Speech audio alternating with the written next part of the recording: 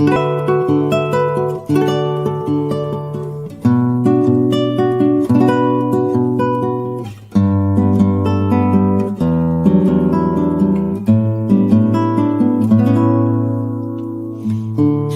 posso ou não posso, se devo ou não fazer,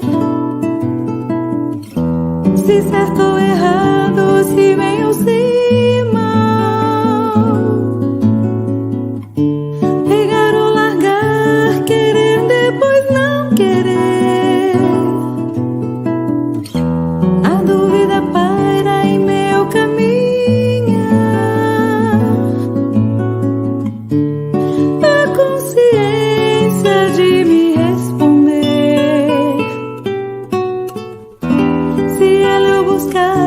Com fé pra valer,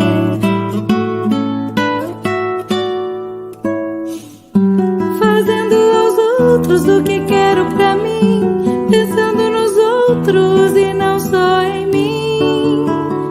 Tudo há de se resumir numa palavra, palavra. Se posso ou não posso, se devo ou não fazer, se certo ou errado, se bem ou se mal, pegar ou largar, querer depois não querer, a dúvida paira em meu caminho, a consciência de me responder, se ela eu buscar com fé pra valer,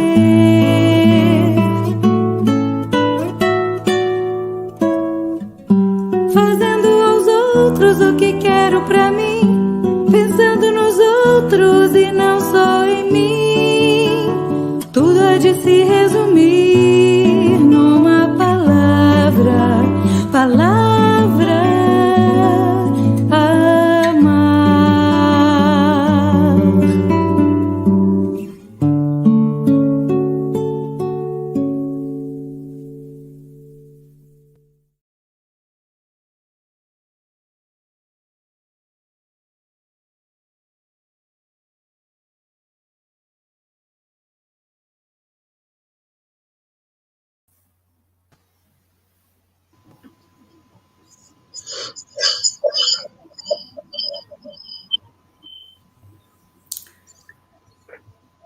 Olá, amigas, amigos queridos do Brasil, de Rondônia e dos vários países que estão conectados conosco.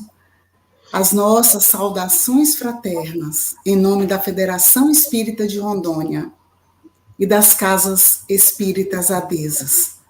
Nosso bom dia especial a todos os internautas que estão sintonizados conosco nos canais da Federação Espírita de Rondônia, pelo YouTube e Facebook. É uma oportunidade maravilhosa estarmos juntos em mais uma edição do Rondônia Espírita, envolvidos pelas emanações amorosas dos amigos e amigas dos dois planos da vida, que estão conectados conosco nesta sintonia de pensamentos e sentimentos elevados, para mais uma manhã de trabalho. Rogamos a Deus, ao Mestre Jesus e aos benfeitores espirituais as bênçãos de paz, de saúde e harmonia familiar para todos os que estão sintonizados conosco neste momento, porque hoje a nossa alegria é imensa. E em nome da Federação Espírita de Rondônia e das Casas Espíritas Adesas, nós saudamos de uma maneira muito especial o nosso querido amigo Elmo Costa, da Federação Espírita do Estado da Bahia.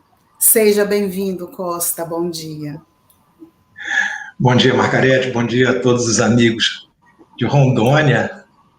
Bom dia, Pedro Barbosa Neto, presidente da Federação Espírita, em nome do qual eu saúdo a todos os trabalhadores espíritas do estado de Rondônia né? E fazer uma saudação especial a você que nos acolhe, que é a nossa anfitriã. Eu espero que esse momento seja um encontro de confraternização.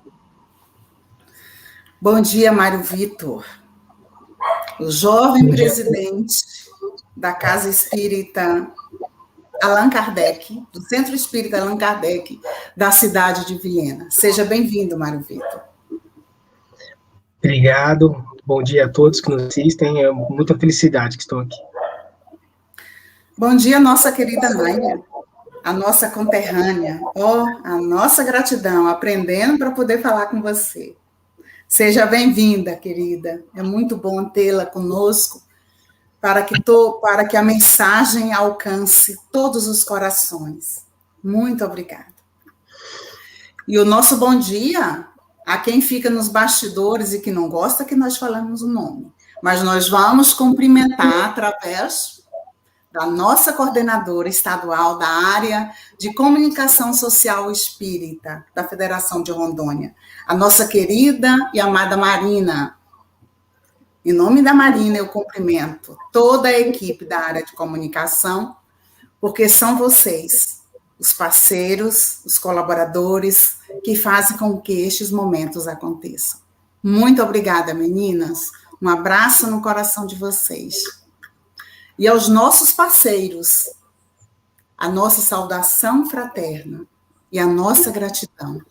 Os nossos parceiros na retransmissão da nossa programação semanal da Federação Espírita de Rondônia, no trabalho de divulgação da doutrina espírita, dos esclarecimentos iluminativos e consoladores, das lições eternas do Evangelho do Divino Mestre Jesus.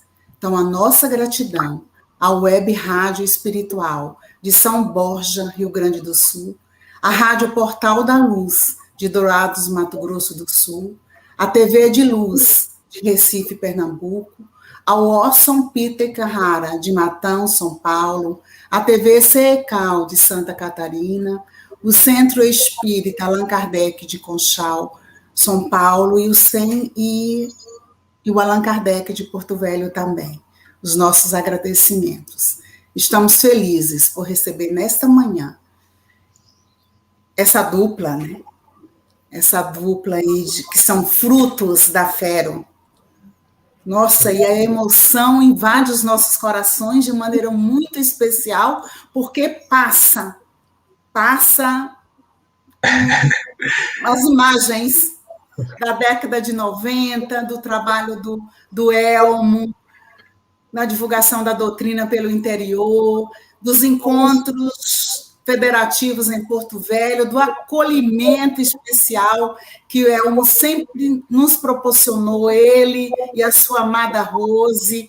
Então, sim, são coisas que são lembranças emotivas, afetuosas, que nos abastece a alma, né? Que nos motiva a estarmos juntos novamente, mesmo que virtual, para esse trabalho na seara de amor do Mestre Jesus.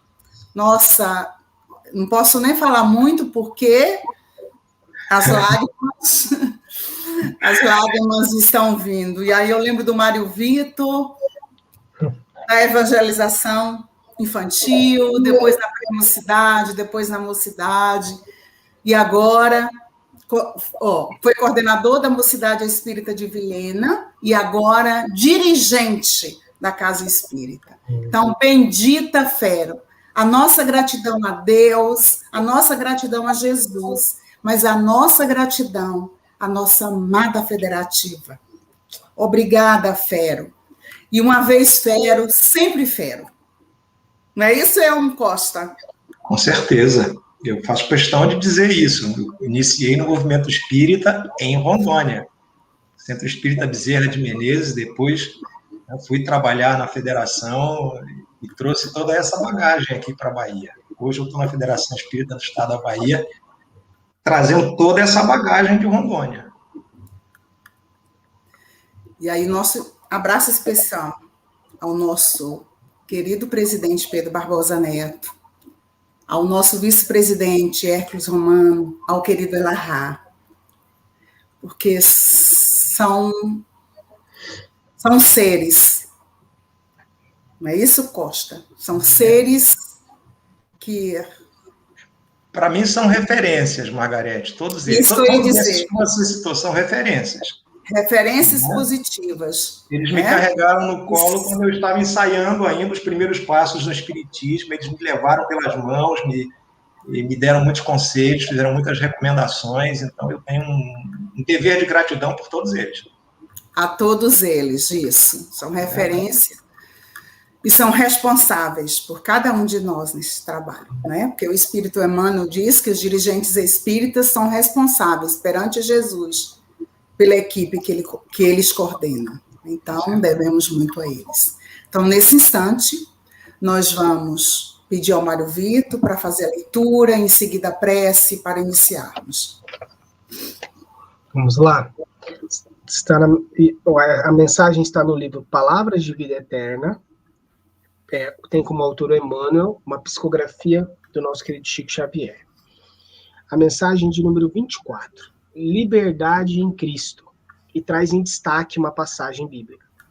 Estais, pois, firmes da liberdade com que o Cristo nos libertou, e não vos submeteis de novo ao jugo da escravidão. Paulo, Gálatas, capítulo 5, versículo 1.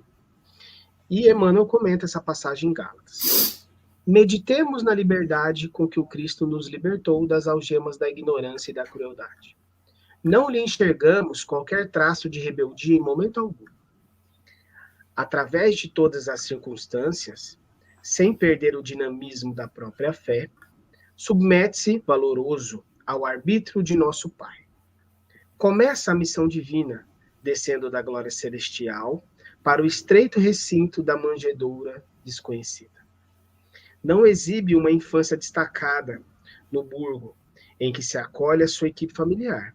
Respira o ambiente da vida simples, não obstante a luz sublime com que supera o nível intelectual dos doutores de sua época. Inicia o apostolado da Boa Nova, sem constranger as grandes inteligências a lhe aceitarem a doutrina santificante, contentando-se com a adesão dos pescadores de essência singela.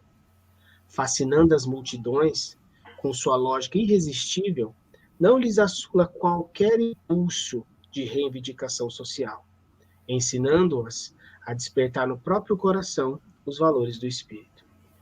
Impondo-se pela grandeza única que lhe assinala a presença, acenam-lhe com uma coroa de rei que ele não aceita. Observando o povo jugulado por dominadores estrangeiros, não lhe aconselha qualquer indisciplina, recomendando-lhe, ao invés disso, dar a César o que é de César e a Deus o que é de Deus.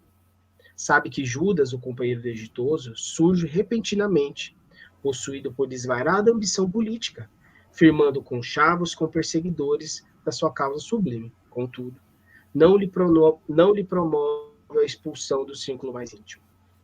Não ignora que Simão Pedro traz no âmago da alma a fraqueza com que o negará diante do mundo, mas não se exaspera por isso e ajuda-o cada vez mais. Ele, que limpará leprosos e sarará loucos, que restituirá a visão aos cegos e o movimento aos paralíticos, não se exime à prisão e ao escárnio público, à flagelação e à cruz da morte. Reflitamos, pois, que a liberdade, segundo Cristo, não é o abuso da faculdade de raciocinar, empreender e fazer, mas sim a felicidade de obedecer a Deus, construindo o bem de todos, ainda mesmo sobre o nosso próprio sacrifício, porque somente nessa base estamos, enfim, livres para atender aos desígnios do Eterno Pai, sem necessidade do escuro domínio das arrasadoras paixões que nos encadeiam o espírito por tempo indeterminado às trevas expiatórias. A mensagem do livro Palavras de Vida Eterna, como havia mencionado, do Espírito Emmanuel, pela psicografia. Perfeito.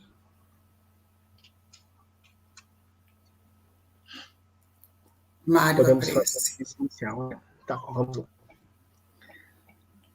Convido a todos a elevar o pensamento a Deus, Pai de infinita misericórdia, de infinita bondade, gratos pela oportunidade da vida, por estarmos aqui juntos, reunidos em seu nome, em nome do nosso divino Mestre Jesus. Gratos pela oportunidade de estarmos refletindo, que o Senhor possa abençoar o nosso querido palestrante hoje, que ilumine o seu pensamento para que nós aqui possamos refletir sobre a nossa vida, sobre as nossas liberdades, sobre a nossa liberdade de consciência. Agradecemos aos benfeitores espirituais que possam abençoar o nosso movimento espírita organizado, todas aquelas pessoas que estão necessitando. Divino amigo Jesus, permaneça conosco mais esse momento. Que assim seja. Sim, que assim seja. Elmo Costa, como ele disse, iniciou no Movimento Espírita de Rondônia em 1992, reside atualmente em Salvador, Bahia, está diretor de orientação e qualificação doutrinária da Federação Espírita do Estado da Bahia e é um dos coordenadores do projeto ESD para surdos da Federação Espírita da Bahia. Nos trará hoje reflexões em torno do tema liberdade de consciência. Com votos de paz e êxito, passamos para você, Costa. Obrigado, Margarete. Uma saudação aqui em Libras, né? Obrigado, Mário. Mário talvez não saiba, mas eu também fui trabalhador do Allan Kardec em Vilhena, né? Eu estive trabalhando em Vilhena nos anos de 1996 e 97, e nessa oportunidade eu pude também laborar junto aos companheiros muito queridos aí, Marinês e outros companheiros, né, que me ensinaram muito também nesse período. Eu ainda estava engatinhando no movimento espírita, quando fui acolhido por esses corações, por essas almas tão enobrecidas, deram todo carinho, todo conforto, toda a orientação. Então, saudação especial aos meus amigos aí de Vilhena. Aos amigos de Rondônia, eu quero reforçar as minhas saudações iniciais, na pessoa do Pedro Barbosa, que é um irmão, é um amigo muito querido do coração. Já falamos aqui de Hércules, já falamos de Elahá, poderia falar de tantos outros, né? A própria Margarete, que está aqui conosco. Então, esse abraço afetuoso que deve envolver todos esses corações amigos. Eu queria também fazer uma saudação especial à Naira Marinho, que é a nossa companheira aqui do estado da Bahia, está lá em Vitória da Conquista, nesse momento, mais ou menos 500 quilômetros de distância de onde eu estou. Quero fazer uma pequena ressalva, Margarete. Eu não moro em Salvador, eu moro em Lauro de Freitas, que está na região metropolitana de Salvador, mas é um município vizinho a Salvador, né? Já mudei para cá faz uns anos, mas, de qualquer maneira, a FEEB, a sede da FEEB está em Salvador e é lá onde eu exerço a nossa atividade no movimento espírita federativo. Tá? E saudando Naira, a mãe do pequeno João, eu gostaria de saudar toda a comunidade surda espírita brasileira, que é grande. A gente não tem ideia do tamanho dessa comunidade surda espírita no Brasil. Nós temos hoje na FEEB um projeto chamado ESD para surdos. Com a pandemia, esse projeto ele se expandiu, ele rompeu as fronteiras do nosso estado, né, atravessou, e hoje está até em outros países, né, com essa possibilidade dos estudos virtuais. Então, eu imagino que haja surdos que estão nos assistindo nesse momento, e não são poucos, até porque eu divulguei junto à comunidade surda espírita da qual fazemos parte, e eu tenho aqui em Naira uma representante, né, de todo esse movimento, certo? E apenas dizer para os surdos que o meu sinal, e é assim, o meu sinal é este. Tá? O meu sinal é este. Vocês sabem que os surdos são visuais, né, e eles nos identificam pelos sinais. Então, o meu sinal é com esses dedinhos aqui, tá vendo? Ó, é este aqui. Os surdos é que nos dão esses sinais. Então, eles olharam para mim e disseram, acho que o seu sinal deve ser este. E assim ficou, e eu tenho muita alegria, muita honra de carregar esse sinal comigo. tá certo? Feitas essas considerações iniciais, que eu julgo muito importantes, eu gostaria de falar agora um pouco sobre a importância do tema, né, que nós escolhemos para falar nesta manhã. Porque falar de liberdade de consciência neste momento que a humanidade atravessa, que o nosso planeta atravessa, eu acho que é muito importante. Nós deveríamos falar mais vezes. Parecia ser um assunto superado desde, digamos, a Revolução Francesa, a Declaração dos Direitos do Homem e do Cidadão, todos aqueles direitos fundamentais que essa declaração contempla, comporta, parecia ser, digamos, um assunto superado. Todos os homens têm direito a expressar a sua opinião, a manifestar a sua crença, a manifestar livremente o seu pensamento. Entretanto, o que a gente percebe nos dias atuais é a rediscussão desse tema de uma forma muito evidente, de uma forma muito ostensiva. Nós voltamos a falar como nunca em liberdade de expressão, em liberdade de manifestação de pensamento, em possibilidade de comunicar livremente as nossas ideias, como está lá no artigo 11º da Declaração. Todos nós temos o direito de comunicar livremente as nossas ideias. Entretanto, a gente percebe hoje uma discussão que recrudesce, que volta como se fosse necessário agora, nesse momento, reafirmar esse direito que já foi afirmado lá atrás, há mais de 200 anos. Então, é sobre isso que nós queremos falar. Vamos evidentemente, que usar algumas obras, e eu vou, até em atenção à comunidade surda que nos assiste, eu vou mostrar as obras que nós usamos como referência, né? Já que os surdos são visuais, eles, além da intérprete, além da datilologia, eles também precisam usar da visão para captar bem a mensagem que nós queremos transmitir. Então, nós usamos primeiro o Livro dos Espíritos, a partir das questões 825 e seguintes. Usamos também esta obra que está aqui, que é uma obra de Leon Denis, O Problema do Ser, do Destino e da Dor. Também trazemos algumas referências. Esta obra também do mesmo Denis, Depois da Morte.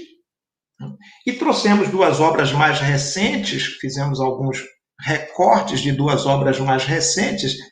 A primeira é esta, Saúde e Consciência, né? Saúde e Consciência, do Dr. Ricardo José de Almeida Leme.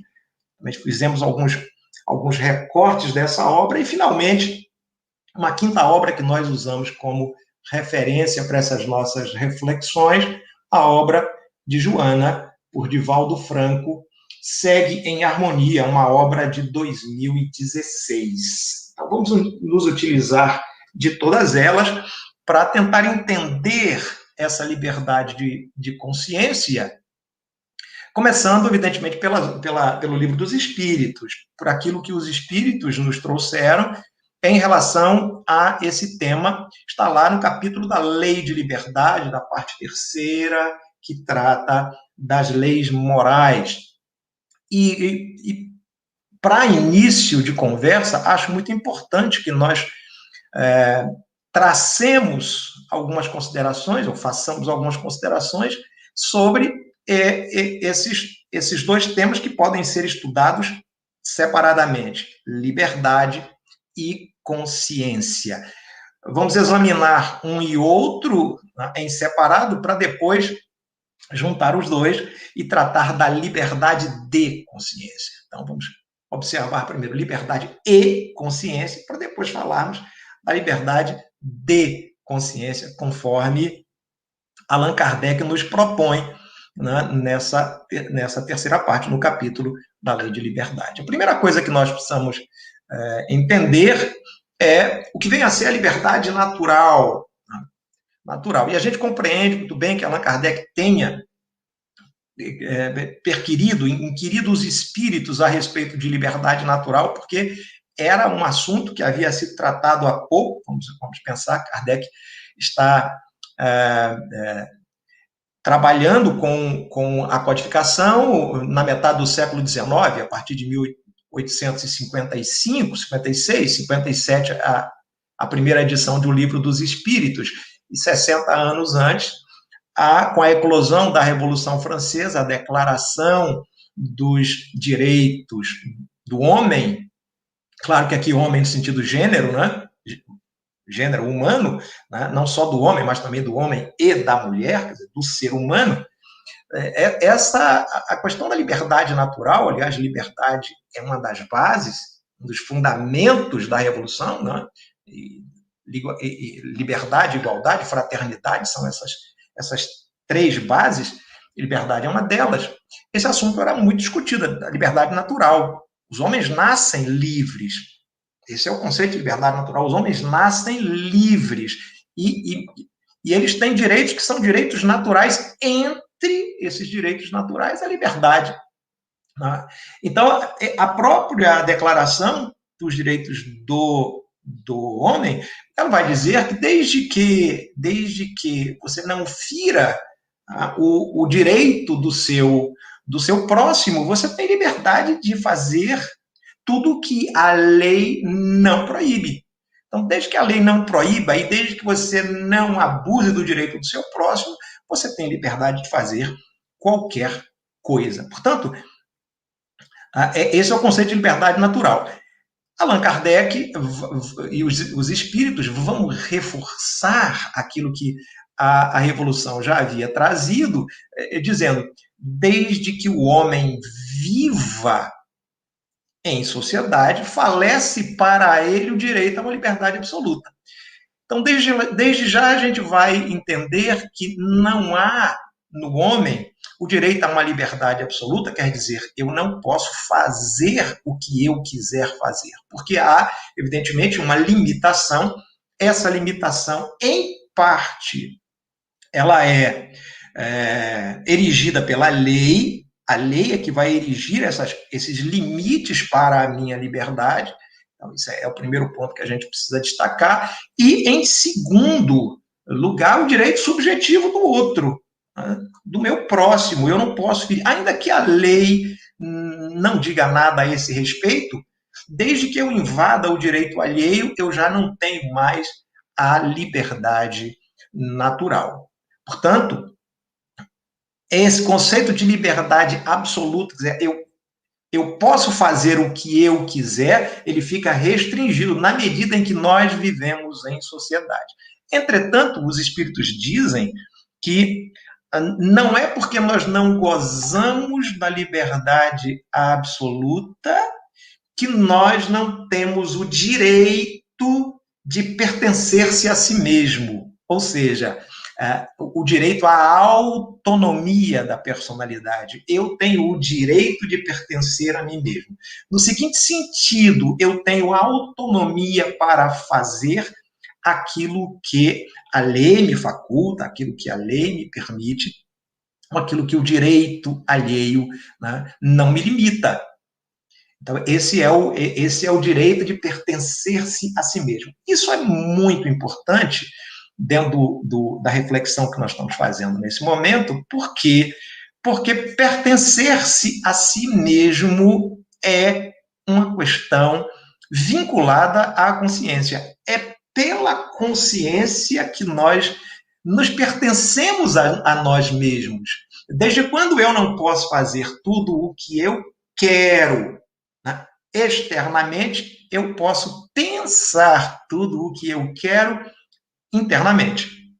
Então, esse conceito de consciência que os espíritos nos trazem como o pensamento íntimo, consciência como o pensamento íntimo, aquele pensamento mora, que reside na nossa intimidade, é ali onde nós podemos nos pertencer a nós mesmos, dado que, pelo pensamento, eu gozo de uma liberdade ilimitada.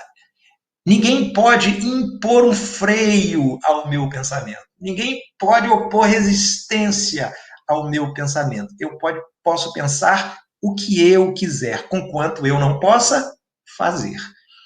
É muito interessante esta concepção de liberdade absoluta pelo pensamento, né, já que a consciência é uma forma, é um tipo de pensamento, segundo os espíritos, como todos os outros, como é a vontade, como é o desejo, como é a percepção, que são formas de pensamento, como é um instinto, esse pensamento mais primário, mais basilar, né? O pensamento sem raciocínio, está lá nas fases mais primárias da nossa existência, o instinto. Desde lá, o pensamento ele não pode ser detido, não pode ser aniquilado por uma força externa. O pensamento é um atributo da alma e, como tal, pertence a ela. Portanto, é pelo pensamento que nós nos pertencemos a nós mesmos. Nós podemos pensar o que nós quisermos pensar, que ninguém terá acesso a esses pensamentos mais íntimos, aos pensamentos mais íntimos, exceto Deus. Por isso, os espíritos nos advertem, nós somos responsáveis por aquilo que nós pensamos. E nós somos responsáveis perante nós mesmos e somos responsáveis perante Deus, que é o único capaz de julgar os pensamentos mais íntimos que nós produzimos.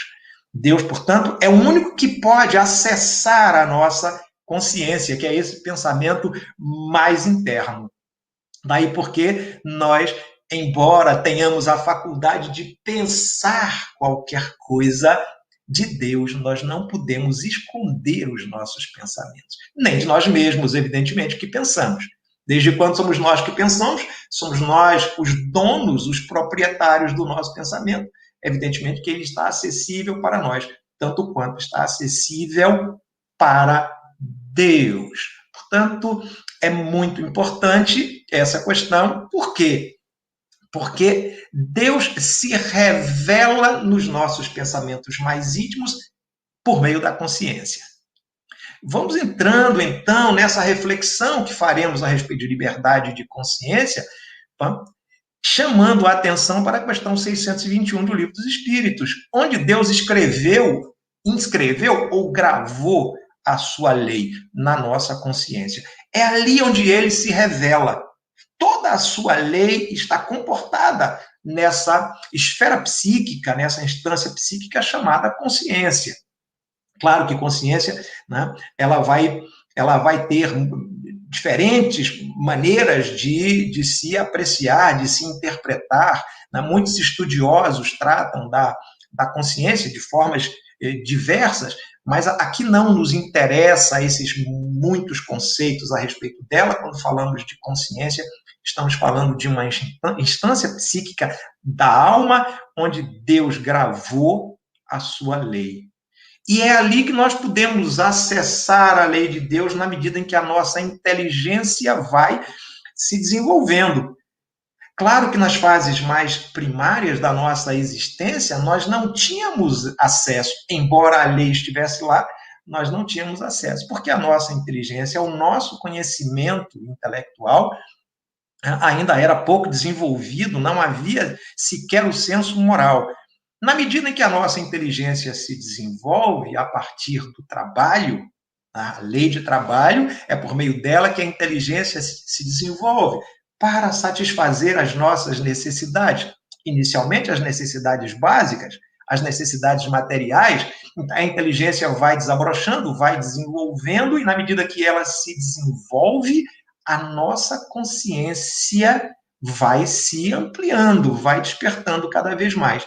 Ou seja, essas coisas caminham lado a lado, para e passo, uma ao lado da outra. Por vezes, o conhecimento intelectual avança, a consciência moral fica um pouco mais atrás, mas no momento oportuno, essa consciência moral ela vai ter de avançar em virtude da lei de progresso que todos nós estamos sujeitos, a qual todos nós estamos sujeitos. Então, esse ponto é muito importante destacar, a lei está lá na consciência e com o desenvolver da inteligência nós vamos acessando aos poucos essa lei de Deus. Tanto que A lei de Deus ao mesmo tempo, ela é um guia seguro para nós, né? É um guia seguro. Cada vez que eu acesso, que eu conheço a lei e que eu aplico a lei na minha vida, a perspectiva do ponto de vista moral, do ponto de vista espiritual, é sempre de melhoria, é sempre de elevação. Essa perspectiva. No momento em que eu conheço a lei e não aplico, a perspectiva é sempre sentido contrário, é sempre negativa. Então, é por isso que Jesus chamava a nossa atenção para o conhecimento da verdade. Conhecer a verdade é libertador, nos liberta. Mas o conhecimento só não é o bastante. Então, eu dizia, a consciência é, ao mesmo tempo, um guia seguro, porque nós vamos encontrar ali tudo o que devemos fazer do ponto de vista moral e do ponto de vista ético, sobretudo do ponto de vista ético, e é, ao mesmo tempo, o tribunal. A consciência é também, para nós, um tribunal, que vai nos julgando o tempo todo. Porque na medida em que eu já compreendo a lei, que eu já acesso a lei e ajo em desacordo com a lei, o tribunal acusa. Esse tribunal, esse pensamento íntimo, ele acusa. Olha, eu estou lendo um livro. Recentemente, um amigo me enviou esse livro chamado Mentes Perigosas, é de uma psiquiatra, a doutora Ana Beatriz. E nesse livro, Mentes Perigosas, ela faz do ponto de vista, claro, psiquiátrico, ela não avança, né, para uma dimensão extrafísica, ela fica apenas na atividade cerebral. Ela vai dizer que os psicopatas não têm consciência. Ela chega a afirmar neste livro que os psicopatas, por exemplo, ela diz, não têm consciência, eles não têm valores éticos, eles não possuem valores éticos. Eles aparentam ser uma determinada coisa, eles podem aparentar, por exemplo, uma afabilidade, uma relativa doçura na maneira de proceder, um comportamento pacífico durante muito tempo, mas o que ele tem guardado no íntimo não é consciência. Isso do ponto de vista psiquiátrico, cerebral, segundo a doutora que vem analisando o comportamento de psicopatas. Evidentemente que nenhum de nós, com todo respeito, é claro, aos estudos da nobre pesquisadora, nenhum de nós é destituído de consciência. Todos nós, porque somos espíritos, e a consciência é uma esfera psíquica que é inerente ao espírito, é onde Deus gravou a sua lei, todos nós temos consciência, tudo está lá. Mas então, por que algumas pessoas, segundo elas, são destituídas de consciência, né? Por alguma razão que nós desconhecemos, precisaríamos de um estudo mais profundo, essas pessoas elas estão incapacitadas, momentaneamente incapacitadas de acessar aquela zona chamada, né, da consciência. Não confundir com o consciente, que é essa esfera psíquica, essa zona psíquica da relação, do mundo físico, das percepções, tá? Isso é outra coisa. Quando eu falo em consciência, é consciência no sentido que os espíritos nos trazem, de um pensamento íntimo, de uma instância psíquica mais íntima, onde Deus escreveu toda a sua lei, né? E possibilita que nós acessemos, né, na medida em que nós evoluímos. Então, eu fiz esse recorte, pegando um pouco dessa obra que estou lendo, só para dizer que nenhum de nós é destituído de consciência, dessa instância psíquica. Tudo está lá. Por vezes, nós não ouvimos a voz da consciência, que é o nosso guia seguro. Nós fazemos ouvidos moucos, nós fechamos os ouvidos à voz da consciência. Nós sabemos que devemos agir de conformidade com ela, entretanto, nós deixamos de lado, nós fingimos que não estamos ouvindo aquela vozinha que nos adverte, porque nós já temos o conhecimento, nós já sabemos fazer a distinção entre o bem e o mal, nós já sabemos que aquela atitude é uma atitude que fere os direitos alheios. Entretanto, nós insistimos, dados os nossos condicionamentos, dados os hábitos adquiridos no passado, e é um passado de milenar, possivelmente, nós ainda não conseguimos mudar a trajetória do nosso caminhar. Nós continuamos caminhando naquela direção dos velhos hábitos, dos condicionamentos, conquanto a nossa consciência já nos adverte dessa possibilidade e dessa necessidade de mudança. Leon Denis, nessa obra que eu apresentei aqui, O Problema do Ser, do Destino e da Dor, ele vai nos advertir dizendo que há no homem duas razões, e uma razão que é superficial e uma outra razão que é uma razão profunda. Por essa razão superficial, né, respondem às nossas sensações. Então, é essa razão superficial que permite que nós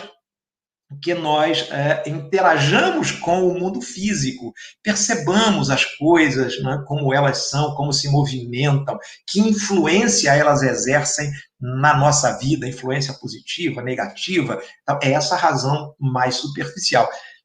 Nessa razão mais superficial residem vários tipos de pensamentos, como se fossem camadas. Leon Denis vai dizer, são camadas que são recobertas por uma fina membrana, como se nós pudéssemos ir rompendo essas camadas até chegar nas camadas mais internas, onde está a consciência.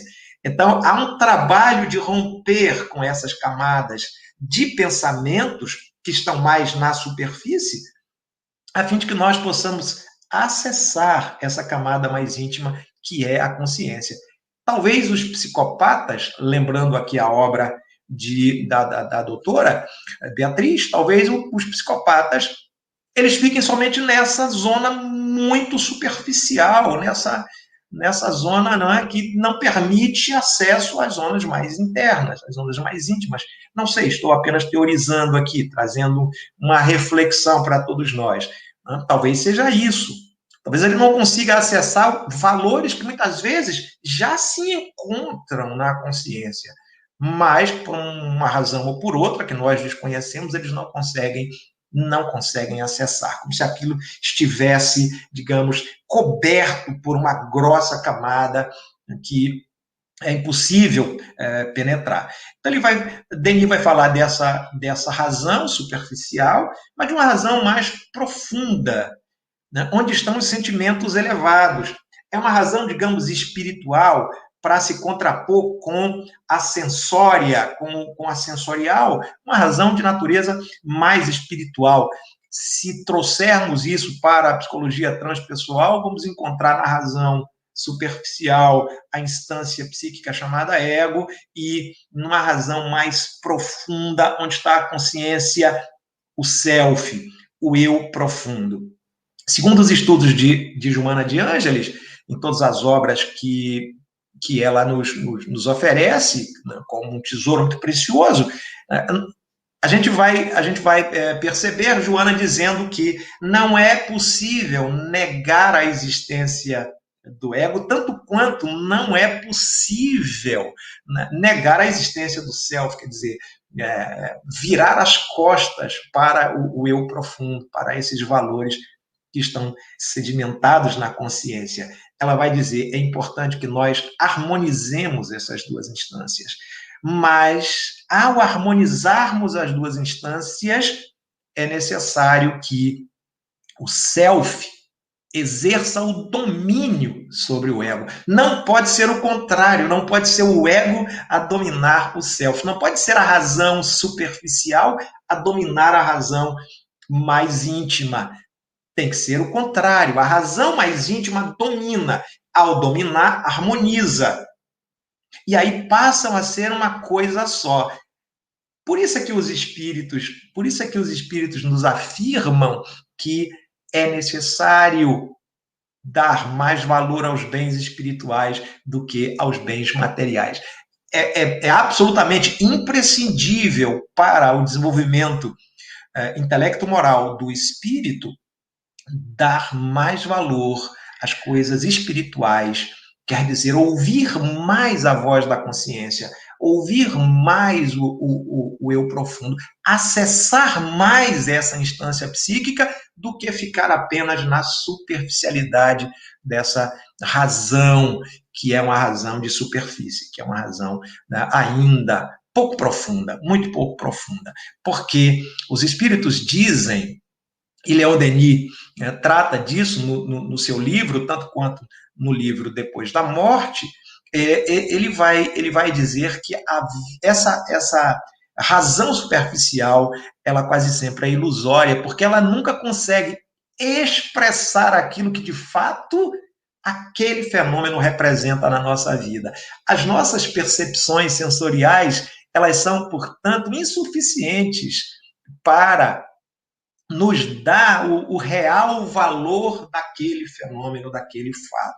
Se a gente fica, portanto, só nessa instância, a gente não consegue absorver, acumular esses valores que estão em tudo o que acontece, principalmente nas nossas relações pessoais. A gente costuma tratar as relações pessoais ainda de forma muito superficial, e impedindo, portanto, que essas relações elas produzam algum tipo de transformação no ser, transformação real na nossa existência como um todo, dê sentido existencial à nossa vida. Então, ficar na superfície tem esse problema, tem um problema para a elevação do espírito. Os espíritos também afirmam, está em O Livro dos Espíritos, que a liberdade de consciência, agora juntando esses dois conceitos, o primeiro de liberdade e o segundo de consciência, a liberdade de consciência, ou seja, a liberdade de pensar segundo aquilo que somos e não segundo aquilo que aparentamos e não segundo aquilo que querem que nós pensemos, que aí há um elemento externo que nos influencia, e eu não estou falando aqui das obsessões, eu poderia falar das obsessões, da influência perniciosa que os espíritos exercem sobre os encarnados, mas eu vou falar de encarnado para encarnado. Há uma influência muito grande que é exercida sobre a nossa forma de pensar dos encarnados, daqueles que estão à nossa volta, sobretudo por meio dos veículos de comunicação. Então, os espíritos dizem que a liberdade de consciência é um marco civilizatório. Ora, por que é um marco civilizatório a liberdade de consciência? Porque é exatamente por meio da liberdade de consciência que nós seremos capazes de expressar os nossos sentimentos. Sair das sensações, lembrando aqui a lei de amor de Lázaro, está no Evangelho segundo o Espiritismo.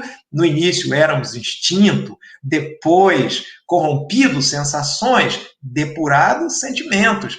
É nessa fase dos sentimentos que nós vamos libertar definitivamente a nossa consciência, que nós vamos assumir o controle da nossa existência, que nós não vamos permitir mais ser conduzidos pela massa, porque a massa nem sempre sabe para onde está indo, e nós nem sempre sabemos para onde a massa está nos levando.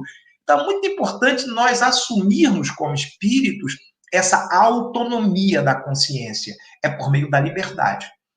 Da liberdade porque nenhuma outra inteligência pode opor resistência, pode opor limitações à nossa liberdade de pensar, à nossa liberdade de consciência, que é o pensamento mais íntimo, ali onde Deus gravou a sua lei. Então, vejam que há toda uma relação entre liberdade e consciência para fazer com que o espírito evolua, saindo dos estágios mais elementares, mais básicos, e alçando um voo para os estágios conscienciais dos sentimentos mais sofisticados, mais delicados. Segundo Lázaro, o ponto delicado do sentimento é o amor. O amor, portanto, é a síntese de todos os sentimentos. É para onde a nossa consciência desperta, ampliada, nos leva para um estágio onde o amor seja a nossa própria manifestação em movimento. De maneira que nós nem precisaremos pensar em amar. O amor será absolutamente automático, natural, espontâneo. Eu amo por amar. Eu amo porque eu sou essência divina e Deus é amor. E Deus é amor. Então, nesse sentido, quando a nossa consciência está absolutamente livre e desperta e ampliada, é nesse momento que o espírito alça os seus voos mais elevados, né, saindo do terra a terra, desse estágio mais elementar, né, e alcançando as esferas espirituais mais altas, mesmo quando encarnado. Mesmo quando encarnado, nós podemos atingir esferas espirituais mais elevadas, deixando a nossa consciência livre para voar. E isso exige de nós algo que Jesus dizia: buscai antes o reino de Deus. Buscai antes o reino de Deus. Os espíritos vão dizer deixar a matéria, né, não deixar que a matéria exerça influência sobre nós da maneira como vem influenciando até agora. Não permitir essa influência da matéria. Essa influência da matéria, ela só deve ser exercida até o ponto em que eu permito que isso aconteça, porque isso pode me trazer algum tipo de satisfação, de ganho. É o homem que vive no mundo sem ser do mundo, segundo os espíritos. Né? É o homem que se utiliza das coisas do mundo sem se escravizar a elas. Isso é liberdade de consciência. Quando eu não escravizo as coisas do mundo, quando eu não deixo que a matéria exerça um domínio sobre a minha personalidade, nós estamos falando, então, de liberdade de consciência.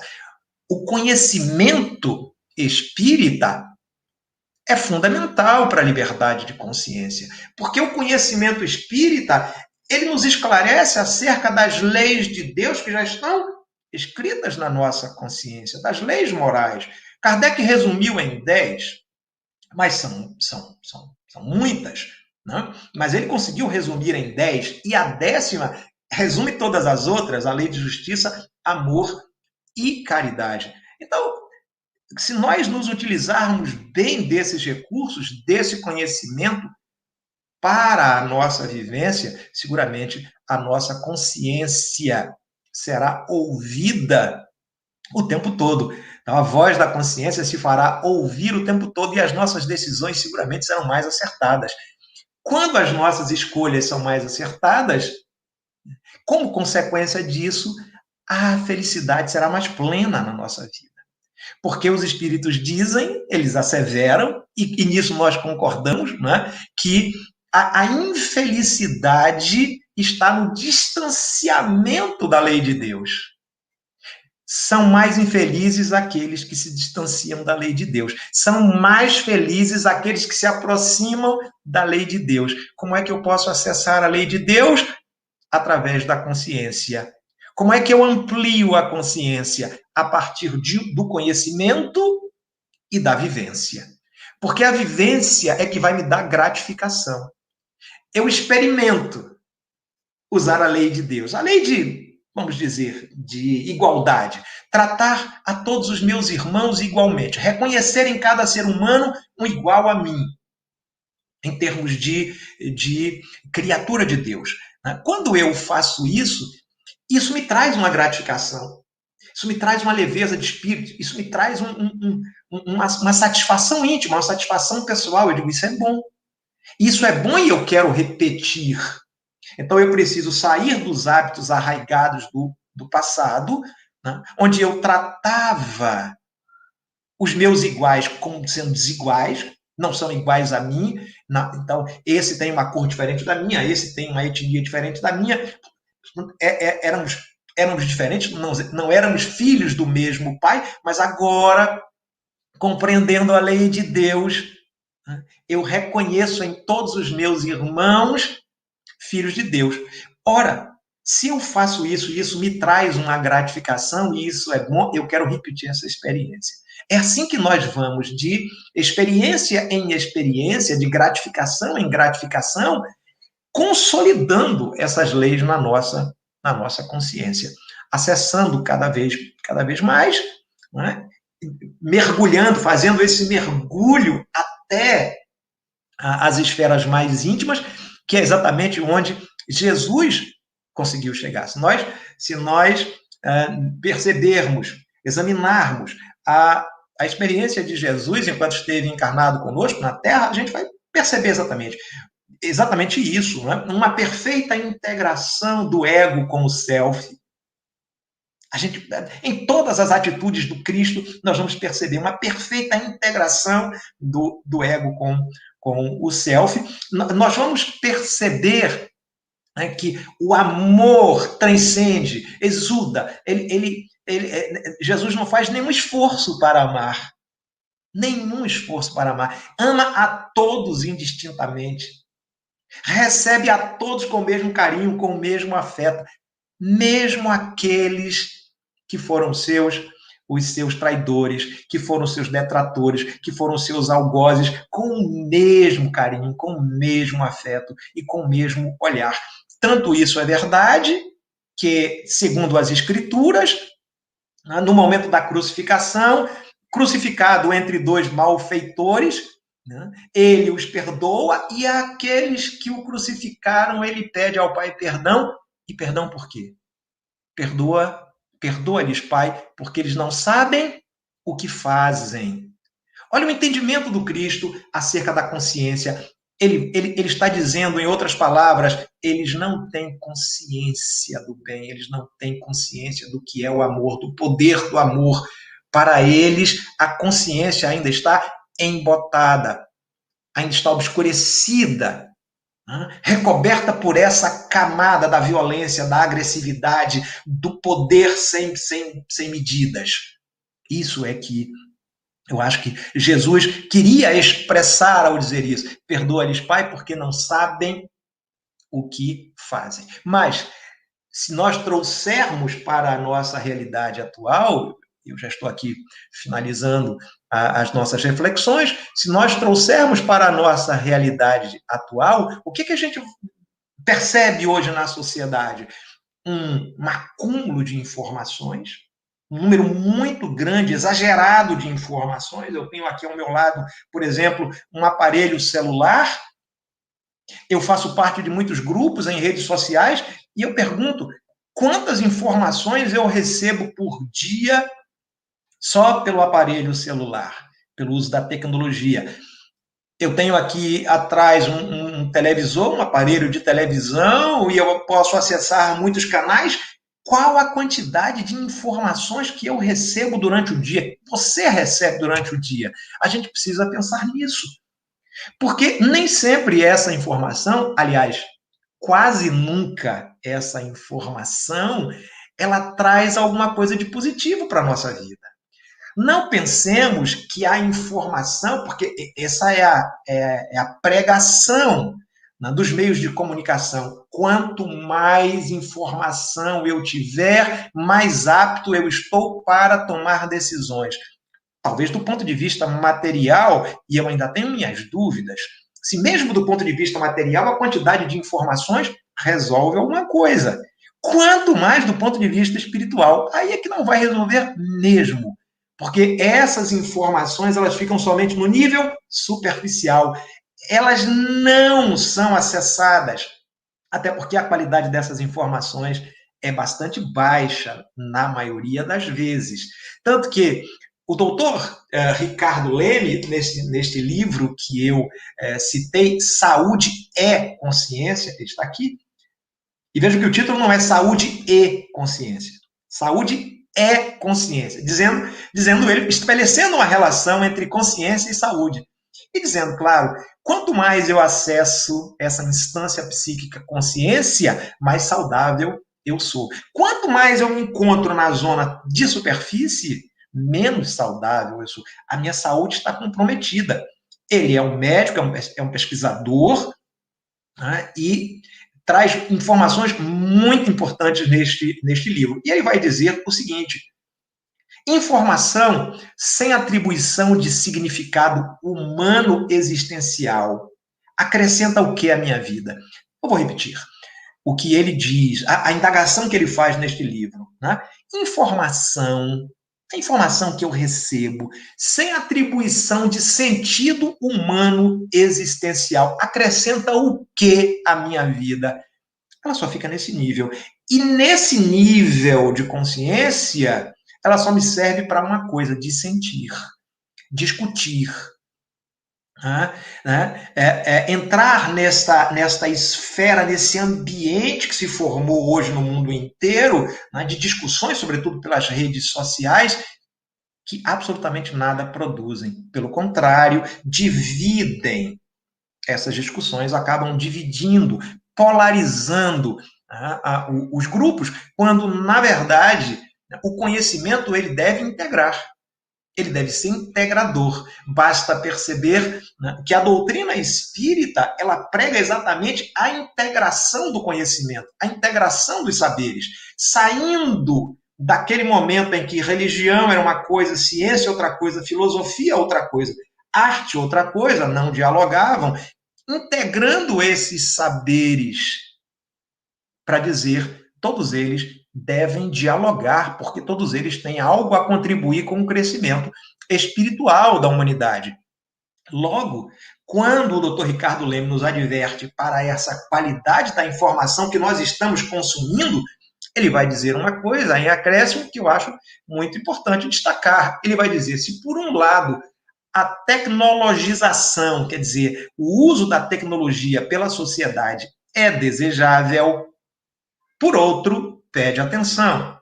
Uma vez que os meios de comunicação exercem domínio cada vez maior sobre o pensamento de jovens e adultos, sobretudo de jovens que são os alvos dessa sociedade de consumo.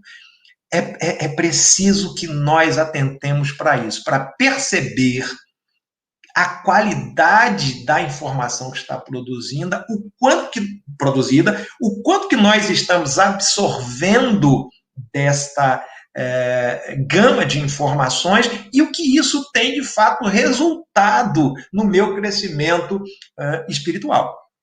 Porque se não estiver resultando em nada, nós estamos perdendo tempo, gastando muita energia, deixando de aproveitar o nosso tempo a benefício do nosso próprio crescimento. Então, eu chamo a atenção aqui para a necessidade de, dentro desse capítulo da liberdade de consciência, né, consumir a informação que, de fato, pode mudar, pode transformar as nossas vidas enquanto espíritos imortais que nós somos. O conhecimento espírita, ele só é libertador na medida em que a consciência de quem o detém se liberta, se amplia. Tá? Então, é conhecimento, consciência e vontade como esses três motores da civilização humana. Conhecimento, por si só, não é suficiente, você precisa da consciência para vivenciar esse conhecimento espírita, mas também da vontade para agir no bem.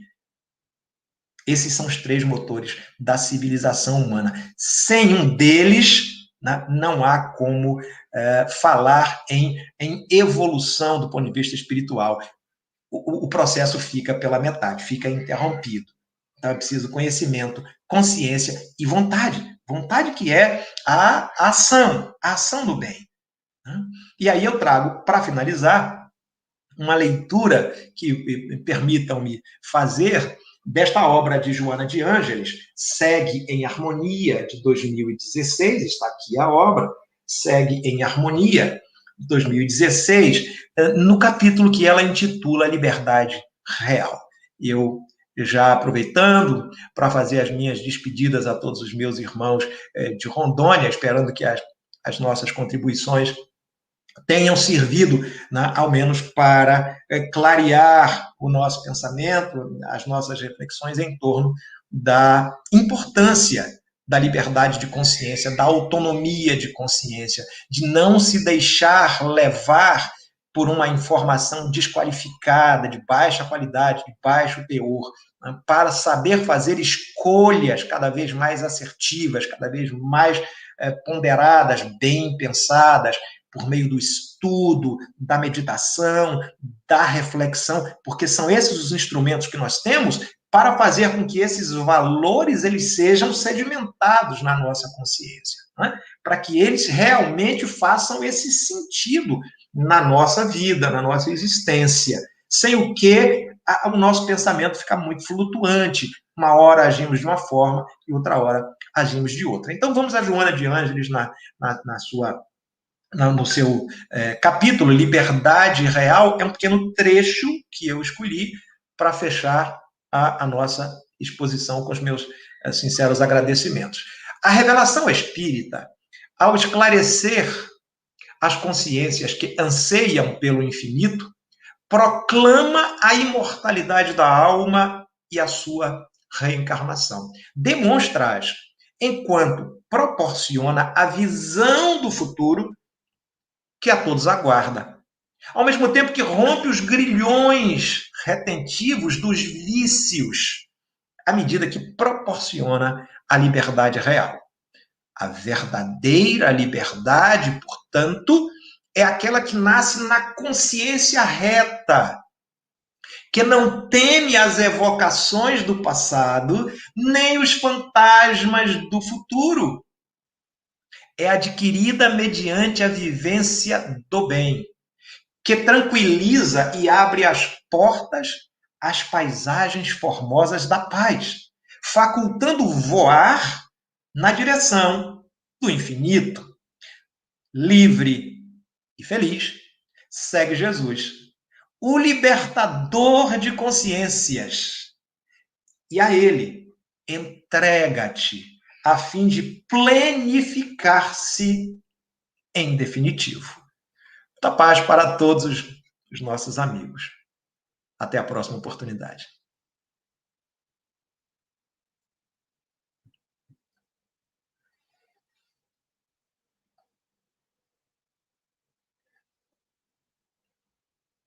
Seu microfone, Magno, está fechado.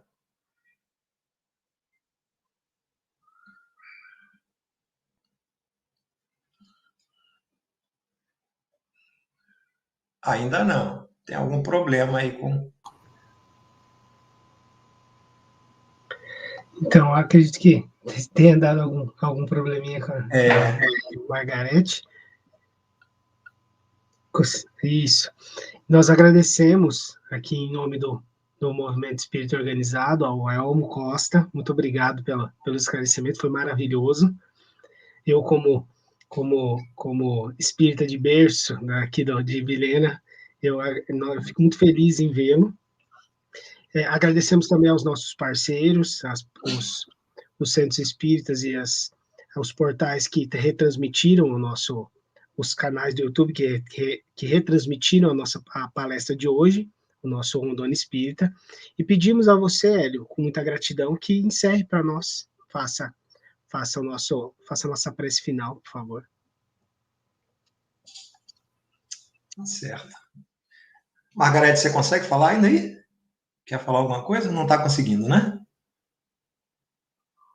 Não está conseguindo. Eu vou fazer a prece, então, de encerramento com muita alegria. A prece de encerramento é sempre a prece do agradecimento, né? Então, nós precisamos agradecer a Deus, em primeiro lugar, pela oportunidade que Ele nos concedeu de nos reunirmos nesse ambiente virtual, aproximando corações de amigos tão queridos, mas, sobretudo, agradecer aos bons espíritos que estiveram conosco, em nome de Deus, inspiraram os nossos pensamentos, harmonizaram o ambiente onde quer que nós estejamos, em nossas casas ou em qualquer outro lugar. Agradecer a Jesus, porque se constitui ainda e para sempre no guia e no modelo da humanidade, em quem nós confiamos plenamente os nossos destinos e a quem nós amamos com todas as forças do nosso coração. Abençoa, mestre e amigo, a comunidade espírita de Rondônia, a comunidade surda espírita brasileira, os trabalhadores da última hora, todos aqueles que desejam o bem, a fim de que a grande obra de regeneração da humanidade jamais se perca, a partir da construção de um ambiente cada vez mais fraterno e amoroso. Se conosco, hoje e sempre, querido amigo Jesus. Que assim seja.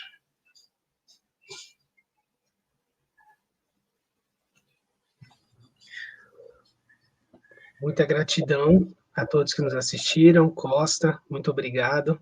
Margarete, também, gratidão, que agora está sem poder ser ouvida, né? Um beijo, Mário.